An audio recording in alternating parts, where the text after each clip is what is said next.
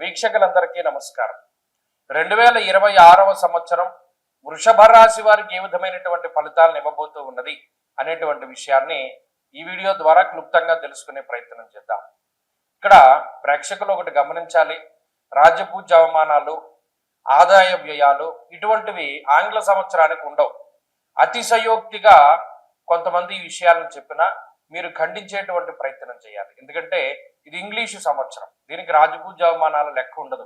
అలా చెప్పుకోదలు చూస్తే గత సంవత్సరం ఉగాది, విశ్వావసు నామ సంవత్సరానికి సంబంధించిన ఉగాదే మనకి ప్రామాణికం. కాబట్టి ఇప్పుడు మనం చెప్పుకోబోయే ఫలితం జనవరి టు డిసెంబర్ 31 మాత్రమే ఇంగ్లీషు ప్రకారంగా. ఇక ఫలితాల్లోకి గనక మనం ముందుకు వెళితే వృషభ రాశి వారికి ఈ సంవత్సరంలో రాహు 10వ స్థానంలో ఉంటారు ఆల్మోస్ట్ ఈ సంవత్సరం మొత్తము. అలాగే సంవత్సరం చివరిలో డిసెంబర్ నెలలో 9వ స్థానంలోకి వెళతారు. కాబట్టి పూర్తి స్థాయిలో రాహు యొక్క బలం ఉన్నట్టే లెక్క. దశమంలో రాహు, చాలా మంది పొరబడేటువంటి అంశం ఏంటి అంటే గోచారంలో త్రిషష్ట లాభ స్థానాల్లోనే పాపగ్రహాలు యోగిస్తాయి అని అనుకుంటారు. అంటే 3, 6, 11లోనే పాపగ్రహాలు యోగిస్తాయి అని అనుకుంటారు. కానీ తప్పు. గోచార భాగంలో చాలా డీప్ గా మనం వెళ్ళగలిగితే రవి దశమంలో యోగిస్తారు, రాహు దశమంలో కూడా యోగిస్తారు, చంద్రుడు దశమంలో యోగిస్తారు. కాబట్టి ఆ నాలెడ్జ్ కూడా మనకి చాలా ముఖ్యము. ఎందుకంటే ఈ మధ్యన సగం జ్ఞానం ఉన్నటువంటి వారు ఎక్కువ మంది తయారవుతున్నారు, హాఫ్ నాలెడ్జ్. కాబట్టి ఇది గుర్తుపెట్టుకోండి. రాహు దశమంలో వృషభ రాశికి యోగించే గ్రహం. ఇక శనేశ్వరుడు సంవత్సరం మొత్తం లాభస్థానంలో పూర్తిగా అనుకూలించేటువంటి గ్రహం. ఆయన మధ్యలో వక్రించినా రాశి మారట్లేదు. కొంతమంది అతిశయోక్తితోటి శని వక్రగతి ఫలితాలు, మళ్ళీ ఆయన రుజుమార్గంలోకి వెళ్ళిన ఫలితాలు, మళ్ళీ వక్రించిన ఫలితాలు అంటూ వీడియోలు పెడతారు. అది మిమ్మల్ని కన్ఫ్యూజ్ చేయడానికే తప్పితే ఏం కాదు, ఉత్త వాళ్ళ వ్యూస్ పెంచుకోవడం. కాబట్టి శని అక్కడే ఉంటున్నారు, ఆ ఫలితాన్ని ఇస్తారు. ఇక గురువుతోనే కొంచెం సమస్య. ఆయన జూన్ 2వ తారీఖున తృతీయ స్థానంలోకి వెళ్తారు. అంటే జూన్ 2 వరకు గురుబలం ఉంది, ఇది గమనించాలి. ఆ తర్వాత అక్టోబర్ 31 నుండి చతుర్థ స్థానానికి వెళ్తారు. ఈ సంవత్సరంలో 2 సార్లు 2 రాశులు మారుతున్నారు. ఇక్కడ జూన్ 2వ తారీఖు దాటిపోతే గురుడు అటు కర్కాటకంలోకి వెళ్ళినా సింహంలోకి వెళ్ళినా వృషభ రాశి వారికి ఒరిగేదేమి లేదు, గురుబలం లేనట్టు లెక్క. కాబట్టి జూన్ 2 లోపు గురుబలం ఉన్నది. అంటే దాదాపుగా పూర్ణంగా అన్ని దీర్ఘ సంచార గ్రహాలు యోగిస్తున్నాయి. దాదాపు 70% బలాన్ని కలిగి ఉన్నటువంటి రాశి ఈ వృషభ రాశి. ఈ సంవత్సరంలో 70% శుభ ఫలితాలను మనం ఆశించవచ్చు. ముఖ్యంగా లాభస్థానమందు శనేశ్వరుడు ధనధాన్యాలని అభివృద్ధి చేస్తారు. దీర్ఘ సంచార గ్రహం ఆయన లాభస్థానంలో పూర్ణంగా యోగించి ఇల్లు కట్టుకునేటువంటి విధంగాను, విదేశీయానానికి ఎవరైనా ప్రయత్నం చేస్తూ ఉంటే వేరే దేశానికి వెళ్ళేటువంటి విధంగాను, లేదా వేరే దేశంలో స్థిర నివాసం ఏర్పాటు చేసుకునేటువంటి విధంగాను అటువంటి వాటికి అవకాశాన్ని కల్పిస్తారు. అంటే విద్యా సంబంధమైన, ఉద్యోగ వ్యాపార సంబంధమైనటువంటి విదేశీయాన విషయాలన్నీ కూడా వృషభ రాశి వారికి యోగిస్తాయి. రెండో విషయం ఏంటి అంటే ఉద్యోగ సంబంధమైనటువంటి విషయాలు. గత సంవత్సరంలో 2025వ సంవత్సరంలో ఉద్యోగ పరంగా ఏవైతే అనేక రకాల సమస్యలు ఉన్నాయి, ఒడిదుడుకులుండి, ఉద్యోగం లేక కొంతకాలం ఉండి కొంతకాలం లేనటువంటి పరిస్థితులు ఉన్నాయో అటువంటి పరిస్థితుల నుండి బయటపడగలుగుతారు.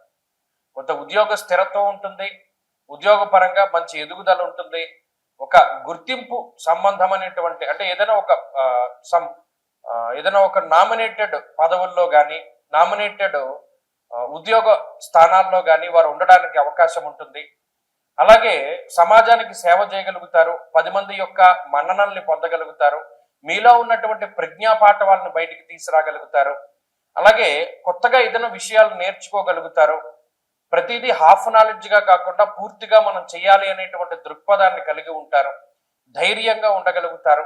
అలాగే శుభ కార్యక్రమాలు చేయగలుగుతారు. చాలా ముఖ్యమైన విషయం ఏంటి అంటే వివాహాది శుభ కార్యక్రమాలు, సంతాన సంబంధమైనటువంటి విషయాలు బాగున్నాయి.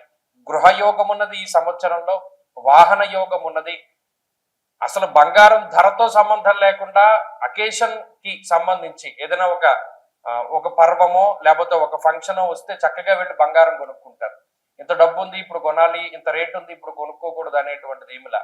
కాబట్టి ఆర్థిక స్వేచ్ఛ ఉన్నది, ఆరోగ్యపరమైనటువంటి స్వేచ్ఛ ఉన్నది. ఆరోగ్యపరమైనటువంటి సమస్యలు కూడా ఈ రాశి వారికి ఏమి కూడా కనబడటం లేదు. అన్నిటి పరంగా కూడా ఈ గ్రహస్థితి చాలా మెరుగైన ఫలితాలు ఇస్తుంది. ఇంకా చెప్పుకోవాలి అంటే జూన్ నెల 2వ తారీఖు లోపు పూర్తి స్థాయిలో ఈ గ్రహస్థితి మీకు అనుకూలంగా ఉంటుంది. జూన్ నెల 2వ తారీఖు దాటిన తర్వాత గురుబలం తగ్గుతుంది. అతిక్లేశం, బంధువైరం, దారిద్ర్యం, దేహపీడనం అన్నది శాస్త్రం. ఉద్యోగపరమైనటువంటి సమస్యలకి, బంధుమూలకంగా ధనాన్ని ఖర్చు పెట్టడానికి, లేదు బంధువులతోటి మాట పట్టింపులు ఏర్పడడానికి, వాటికి మాత్రం జూన్ 2 దాటిన తర్వాత కొంత సావకాశం ఉంటుంది. అలాగే అక్టోబర్ 31 దాటిపోయాక చివరి 2 నెలలు, సంవత్సరంలో చివరి 2 నెలలు కూడా అర్ధాష్టమ గురుడు ఫలితాన్ని ఇస్తారు. కాబట్టి ఆ సమయంలో యాచనం బుద్ధి చాంచల్య అనగా స్థానచలనానికి అవకాశం ఉంటుంది. ఓ ప్రాంతాన్ని దాటి వేరే ప్రాంతానికి వెళ్ళడానికి అవకాశం ఉంటుంది. అంతేకాకుండా బుద్ధి స్థిరత్వం ఉండదు. కాబట్టి సంవత్సరం చివరి 2 నెలల్లో ఏదైనా నిర్ణయం తీసుకోవాల్సి వచ్చినప్పుడు తీసుకోకండి, వాయిదా వేసుకుంటూ ఉండండి. అలాగే ఈ లోపల ఈ సంవత్సరంలో ఏదైనా ముఖ్యమైనటువంటి ఈవెంట్స్ ఏమైనా ప్లాన్ చేయదలుచుకుంటే జూన్ 2 లోపులోనే ప్లాన్ చేసుకోండి. అప్పుడైతే 90% మీకు గ్రహాల తాలూకు అనుకూలతలు ఉంటాయి. ఇప్పుడు ఈ సంవత్సరంలో ప్రత్యేకించి మరి దీర్ఘ సంచార గ్రహాలు ఆల్మోస్ట్ యోగిస్తూ ఉన్నాయి. కాబట్టి దీనికి తోడు జాతకంలో ఉండేటువంటి దశాంతర దశలు యోగించినా కూడా అద్భుతమైనటువంటి ఫలితాలు వస్తాయి. అంటే జాతకంలో దశలు అంతర్దశల్లో యోగదాయకమైనటువంటివి నడిస్తే ఇంకా దీనికి రెట్టింపు ఫలితం వస్తుంది. కాబట్టి ఈ సంవత్సరం మంచి సంవత్సరము. మరిన్ని శుభ ఫలితాలను పొందాలి అనుకునేటువంటి వృషభ రాశి వారు ఏం చేస్తారంటే ప్రతి నెలలో కృత్తికా నక్షత్రం వస్తుంది. ఆ కృత్తికా నక్షత్రం రోజున సుబ్రహ్మణ్యేశ్వర స్వామి వారికి సర్పసూక్తంతో అభిషేకం జరిపించుకుంటూ ఉండండి. అలాగే ఇంకొక విషయం గుర్తుపెట్టుకోండి, మౌనంగా ఎక్కువసేపు ఉండడానికి ప్రయత్నం చేయండి. వీలుంటే గురువారాలు మౌన వ్రతాన్ని పాటించండి. ఉదయాస్తమానం అంటే ఉదయం 6 గంటల నుండి సాయంత్రం 6 గంటల వరకు మౌన వ్రతాన్ని చేస్తూ ఉండడం వల్ల మౌనేన కలహం నాస్తి అన్నారు. అంటే మౌనము వల్ల కలహము రాదు.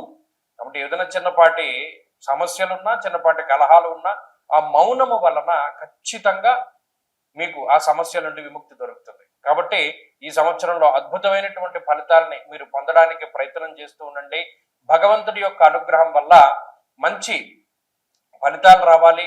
గత సంవత్సరంతో పోల్చుకుంటే ఈ సంవత్సరం చాలా బాగుండాలి, వృద్ధి ఉండాలి, సంతానం కలగాలి, ఐశ్వర్యం కలగాలి, అలాగే వాహన యోగం కలగాలి, భూక్రయ విక్రయాది విషయాల్లో దోషాలు తొలగిపోవాలి. ఎందుకంటే కూటములు కూడా ఏర్పడుతూ ఉన్నాయి. చతుర్గ్రహ కూటమి, పంచగ్రహ కూటమి, ఇలా అనేక రకాలైనటువంటి కూటములు ఏర్పడుతూ ఉన్నప్పుడు కూడా దాని తాలూకు ఫలితాలు కూడా ఈ రాశి వారికి అనుకూలంగా ఉన్నాయి. కాబట్టి ఇంకా మరిన్ని అద్భుతమైనటువంటి ఫలితాలు చూస్తారు ఈ సంవత్సరంలో వృషభ రాశి వారు. కాబట్టి ఈ విషయాలన్నీ కూడా దృష్టిలో పెట్టుకోండి. అలాగే మన ఛానల్ని అందరికీ కూడా తెలియపరచండి. వీలున్నంత వరకు అందరికీ కూడా షేర్ చేస్తూ ఉండండి ఈ ఇన్ఫర్మేషన్ అంతా కూడా. స్వస్తి.